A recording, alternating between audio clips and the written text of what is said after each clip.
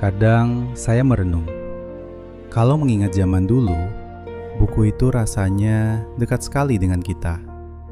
Masuk ke perpustakaan sekolah, menyusuri rak kayu, membuka halamannya, ada ketenangan yang kita temukan di sana.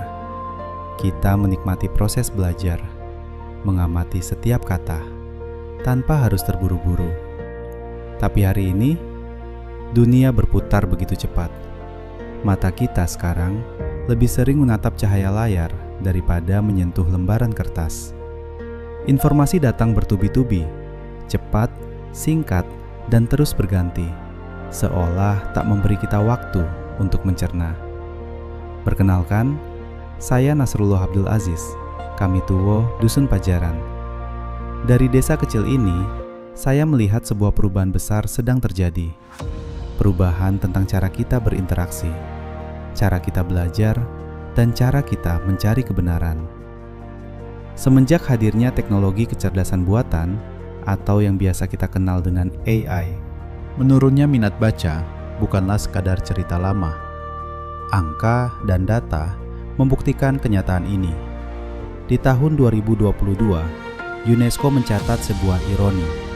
Di tengah ramainya orang Indonesia bermain media sosial, budaya membaca kita justru sangat sepi dan memprihatinkan. Kondisi ini juga terlihat dari kualitas pendidikan kita di tingkat dunia. Melalui laporan PISA terbaru dari OECD, kemampuan literasi anak-anak kita masih harus berjuang keras, karena masih berada di urutan bawah. Kita perlahan menjadi generasi yang terbiasa membaca kilat, hanya membaca judul, lalu merasa sudah paham segalanya. Kita terbiasa melihat dari kulit luarnya saja, tapi enggan membaca lebih dalam untuk mencari maknanya. Di saat budaya baca kita sedang menurun, perpustakaan kita juga menghadapi masalah. Di awal tahun 2024, parlemen kita menyoroti satu hal penting.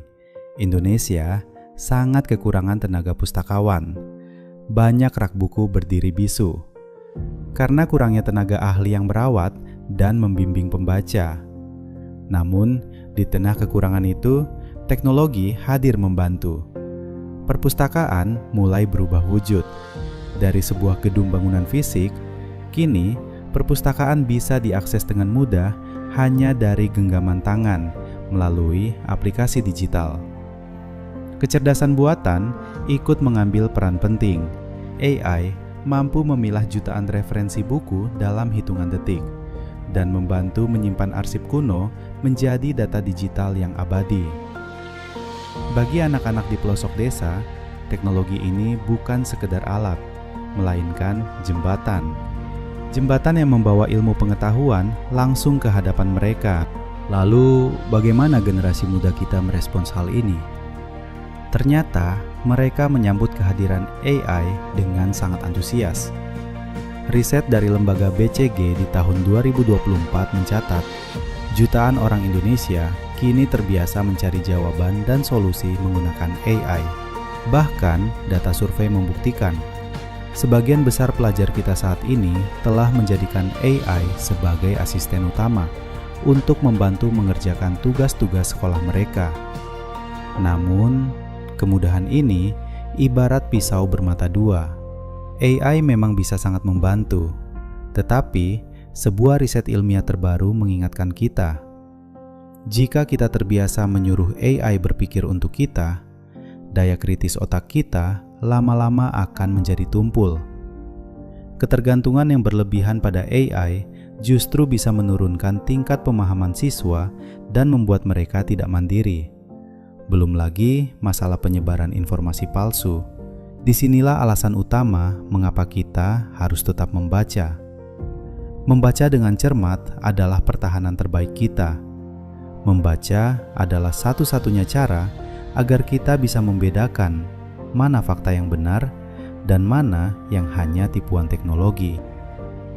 Sebagai bagian dari masyarakat desa, saya sadar betul, kita tidak akan pernah bisa menahan laju kemajuan zaman. Tugas kita bukanlah menjauhkan anak-anak dari teknologi, melainkan membekali mereka dengan panduan yang kuat. dan panduan itu bernama literasi. Mari kita hidupkan kembali kebiasaan membaca.